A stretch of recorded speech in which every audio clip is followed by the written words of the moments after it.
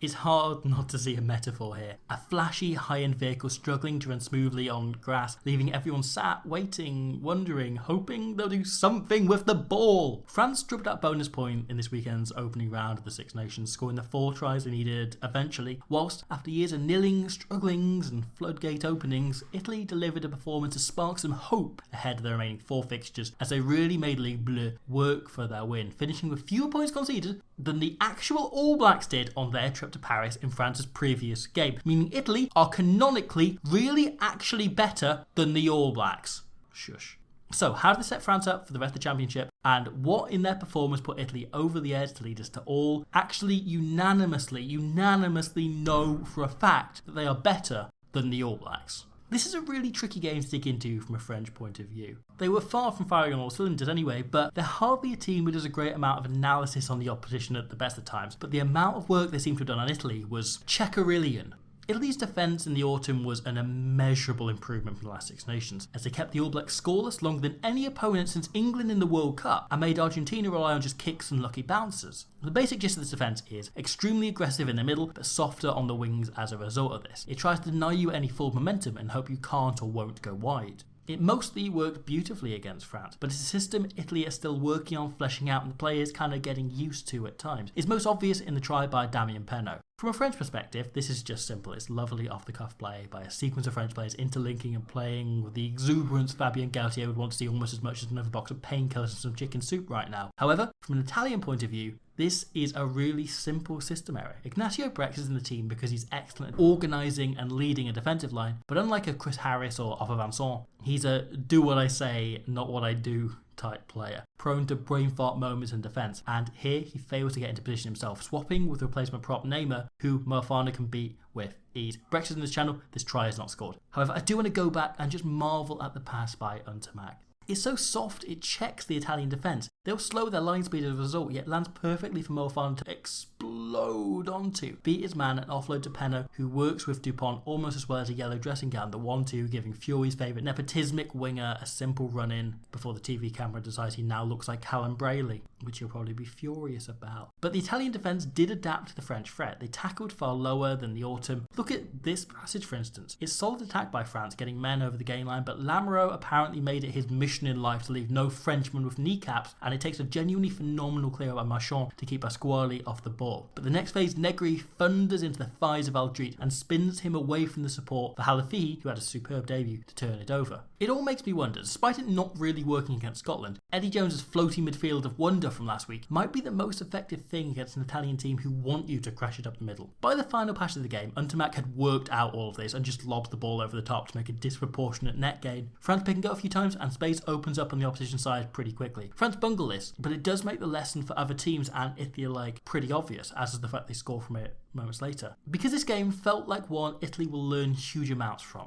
We saw superb performances from the likes of Lamoureux, Halafihi, and especially the tireless Daniele Fischetti, whose chase back here to deny Jonathan Dante a try is remarkable. Gianmarco Lucchesi, who at 21 looks like a custom-made replacement for the iconic Leonardo Gherardini, and Nicola Canoni, who I think really came of age on Sunday. For a solid decade, Italy have cried out for a proper workhorse, set-piece, specialist type lock, and whilst Canone has threatened to become ever since his debut 2 years ago, on Sunday it felt like he finally ascended to the hallowed halls of Valhalla Wyn Jones, walls lined with impeccably cleaned rucks. But even more important might be those who can learn a thing or two from this match. Italy could have kicked the ball out for half time here in a few seconds time, but an outside centre brain fart caused the referee to say get Brex done for pre-latching, granting France a chance from which Italy hold them all, but look, excuse me, I need to go for a little lie down. This is a little lie down tier piece of handling from France. Thankfully, Untermack is included, so I'm technically not cheating on my wife. However, Italy do have it covered pretty well. Their inside defence is drifting and Padovani all he needs to do is continue. Oh, don't do, for the love of Halloween, don't do that. Padovani second guesses himself and the system alike and bites in, but the real sin isn't either decision, it's changing his mind, just leaving Italy in the worst of both worlds, where Villiers gets a simple chance to finish. I'd wager Padovani, who otherwise had a pretty good game, has taken a massive bollocking for this already and won't be making that kind of mistake again next week. However, perhaps learning more than anyone else this game will be Channel Spirit Animal Paolo Garbisi. I don't know if I've ever seen Garbisi make as many mistakes in a match as that. Yet there were still really positive sparks. I think his tactical kicking has come a long way since last season, but he still lost a couple of bouts with Untermack and Jaminet. But with the speed this kid seems to learn at, I think he could now have that sorted by the end of the tournament. And look, if Italy have a fly-half who's capable of having a below par game and still produce as many objectively superb moments as Garbisi did, Italy have a pretty special player on their hands. And none of those moments were superber than the brilliant try that marked Tommaso Menefello's first touch in international rugby. This is just a superb clinical score. The maul collapses and Varney hangs a very good box kick, high as hell and outside the 22, so Jaminet can't mark it. Well, couldn't if he caught it, that is. Ioane's chase is excellent, cutting around the players, deliberately trying to block him. Russo collects and makes a whole 50 metres without trying to do a basketball pass, bisecting someone's skull or something as usual, allowing Italian forwards to pile in and generate quick ball. Negri, however, stands off. Garbisi is at the back screaming instructions and Negri listens. He carries into a tiny gap with Cannoni in his support. He's driving for the line, carrying too low to be focused on scoring himself. The aim is to generate momentum and ball fast enough for Garbisi to do something next phase. This is a phenomenal clear out too by Fischetti and prevents any French fold, meaning the only defender tracking across is Jaminet, who's still recovering from dropping the ball sometime earlier. And whilst Negri is carrying and France backtracking, Paolo works out that's something. The cross kick isn't quite pinpoint, but it's still brilliantly executed. And man, what a finish by Menefello. The new youngest scorer in the Six Nations since 1967. That means he's now scored on debut for Italy under 18s, 20s, Benetton, and now at test level. My favourite thing, however, about this score is that none of the forwards even consider a pick and go. This team is built around Paolo Garbisi. He calls the shots, and everyone else enacts his vision. Paolo has a plan, and Italy trust him implicitly. If he thinks a low percentage player of a cross kick with a penalty advantage will work, everyone backs him, everyone trusts him, everyone goes for it. Because more often than not, as we can see here, he's kind of right. We see this again here. Garbisi fumbles an excellent clearance from the base, and the next time the situation arises, he steps in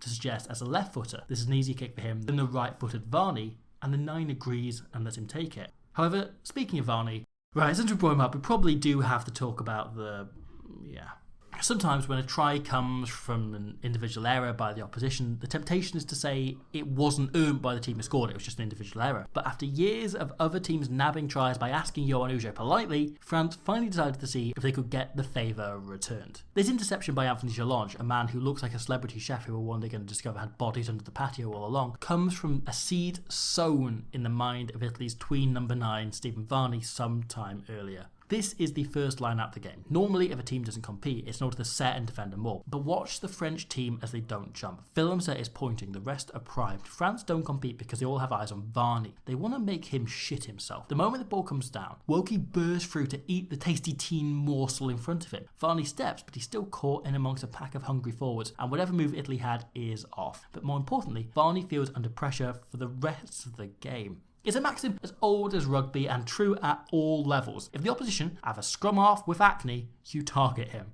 Varney has played incredibly well in all 10 of his Italy caps so far, but it's easy to forget he's just turned 20 and only made 19 starts in senior rugby so far. From Italy's next 2 lineouts, they form a maul in order to offer more protection, but the moment France do compete, Willemse is already watching Varney and licking his lips. He shoves Cannoni in the back, who nearly careers into Varney. All this just contributes to make him feel under such pressure. You just want to get rid of the ball, just want to get it elsewhere into someone else's hands. It's Anthony Jalonge's hands. Jalonge's line is so perfect, you have to wonder whether it's deliberate, whether he's always going for the interception. But regardless, it's enough for him to run it in and give Melvin Jaminet the chance to miss a goal for the first time in his life. No Italian forwards offering protection. They squish in to focus on the line out instead and just leave a really easy target through. You can blame them, but as learning experiences go, it's a pretty harsh lesson for Varney, who now is surely just going to have to learn to stop shitting himself every time he uses forward sometime in the next 5-10 caps. Likewise, Tommaso Menefello had a very assured debut, but Villiers' second try comes from Garbisi taking contact with any forwards around, and the 19-year-old winger is blown off the ball as easily as you expect from any back who's been playing professional rugby less than a year.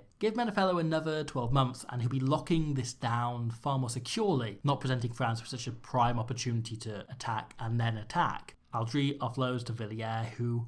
Woof! Woof! What a step. The world's most unexpectedly bold rugby player scores 3 tries, so it's hard to argue with those man of the match credentials, but Aldrit, for me, had his best game for France in some time. Proper blockbuster carries, big tackles, soft hands, as well as this kind of tiny shit. This is the best ball presentation you'll see at all Six Nations. It's so good. It negates the need for a ruck. It's so fast, the entirety of Italy are caught offside as Dupont placed away, and Untermack and Penno then almost combined to create a try, all from one uber neat ball placement. There's enough in this French performance to suggest it may just click up a gear next week when Anton's Barmy Army welcomes Ireland, and France do have a habit, even under Gautier, of playing down to their opposition. So, there's reason to be nervous if you're Irish. However, whilst Italy will need to play up a fair few to beat England next week, a team who almost always liquidise them, I do get the sense they're just going to keep getting better as this tournament rolls on. Kieran Crowley says his aim is to spend this Six Nations building an identity, and you can't help but feel by the end of the Six Nations, whoever they're playing last is really going to be in for a shit.